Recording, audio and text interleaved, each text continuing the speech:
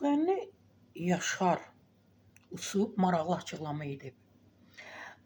Yaşar sıradan birisi, müğənni deyil, sənət adamı deyil. Embrazisdən gəlib, qeyri-adi ifaçıdır. Belə xarakteri də belə bəylərə layiq bir kişidir, oğlandır, müğənnidir.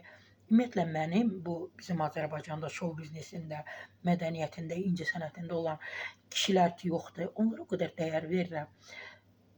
Yazıqlar öz yerlərini bilir də, amma arvadlar elə çöküb oturub ki, hamı çəkilib kənara. Mən də oxudum belə bu açıqlamanı, dəhşətə gəldim ki, Yaşar çox maraqlı belə məni şoka salan bir açıqlama verib ki,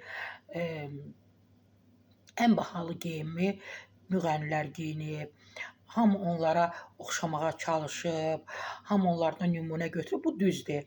Yəni, həm də müğənnilər bahalı insanlar sayılır da, yəni üstlərindəki əlbisələr, qollarındakı zinniyyət əşyaları, çantalarındakı, cüzdanlarındakı pullar falan, onlar bahalı insanlar sayılıb.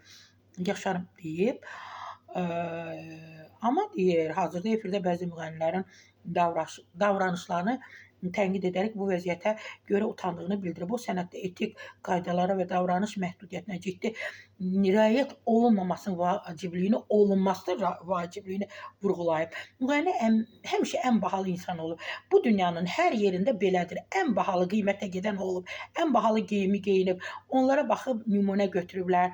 O kostyumdan, o paltardan tikdirim, geyinim. Amma Yaşar, gəl səmimi olaq da, yenə deyirəm, mənim kişilərlə işim yoxdur, amma qadınlar.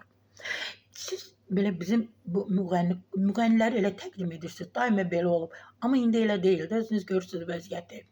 Bu qadınlar, təbii ki, bəziləri nələr edirlər incəsənətdə, mədəniyyətdə, şou biznesdə. Bir müğənni qadın və qadınlar Şahlıq sarayından çıxanda qazana plov yığıb evinə aparırsa, o hansı bahalıqdan, hansı bahalı ona müğənni demək olar? Nə bilim, bilmirəm, siz məni düz başa düşün.